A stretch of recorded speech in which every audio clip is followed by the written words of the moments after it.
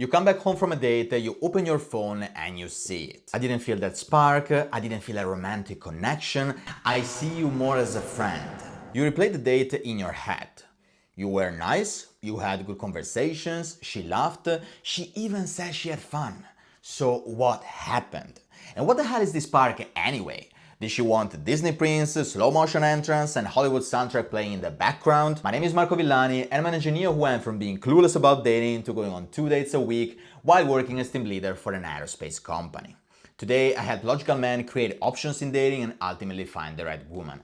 And in this video, I'll share with you the 4 real reasons why she didn't feel a romantic connection. Because here's the truth. I didn't feel a spark is not some mysterious force of the universe. It's a polite cover-up for some very specific mistakes you're making. And I know what you're thinking, I guess we just weren't compatible. Compatibility is often used as a comfortable lie we tell ourselves so that we don't have to take responsibility. And I'm not saying compatibility doesn't matter, but it's usually not what's stopping a first date from leading to a second one. So when she says she didn't feel a connection, it usually comes down to 4 different reasons. Reason number 1, you're not leading. There are 2 scales to this, the macro and the micro. At the macro scale, you're not leading your life. If your life vision right now is basically, I go to work, I come back home, I watch Netflix, and then I repeat until I die, yeah, not exactly the energy of a man on a mission.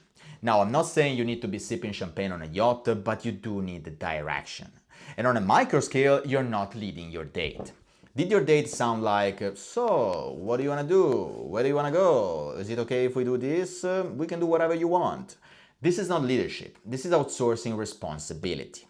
In other words, Masculinity is a very controversial word nowadays because some men think masculinity is about muscles and being very rough. But for me, masculinity shows that if I'm with you, I don't have to use my brain. I don't have to think about what we're eating, where we're going, how I'm going to get there. You're going to get me. You're going to put me in places. Going on dinner with you. You can show me your character, and wherever we're going, I will find something I like. So don't put the pressure on me. You ask me for a date, it's your responsibility to plan it, you know? reason number 2, you don't flirt. Most men have boring conversations that sound like interviews and don't lead anywhere. I've made a full masterclass on flirting on this channel, but fundamentally, flirting is a playful and fun way to inject those romantic vibes into the conversation. If she says she's a teacher, you could say, oh cool, what do you teach? Or, poor students, I can see them suffering already.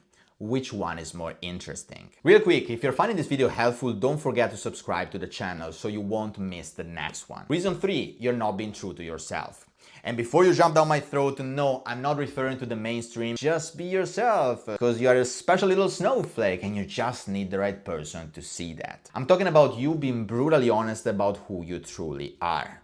Stop overthinking every word. Stop being so politically correct with everything you say. Stop hiding the parts of yourself that are not cool or mainstream.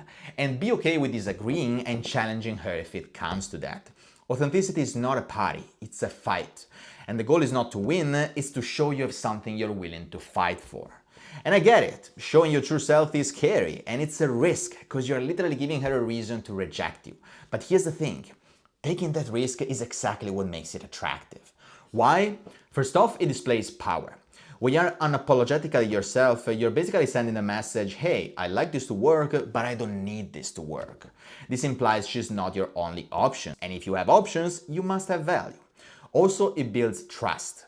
Breaking news, women want their boyfriends to be honest with them. But how can she even begin to trust you if everything that comes out of your mouth is aimed at pleasing her? Last but not least, it makes you memorable. Think about it this way, who do you remember more vividly after a party? The guy who makes the usual small talk nobody cares about, or a guy who's obsessed with the rockets? You cannot stand out and behave like everyone else. Pick one. Reason number 4, you're not physically escalating. If the date goes well, she wants you to come closer to her, she wants you to hug her, she wants you to kiss her. Now, I'm not saying you should go full Hollywood and try to kiss her 10 minutes into the date, but as long as you are progressively moving things forward, you have nothing to fear. First a tap on the shoulder, then a caress on her hand, and you just keep going. Start small, and as long as she's comfortable with that, don't stop.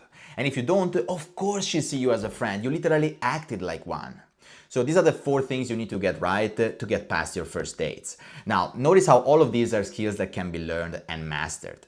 And if you want a more systematic approach to dating, you should definitely check out my dating course. This is the course where I reveal the exact system my clients have been using to go on multiple days per week and ultimately find the right woman. You will find it in my school community. The community is 100% free at the time of this recording, but that might change soon. So if you're interested in that, check it out now. Link is in the description. Thanks for watching and see ya!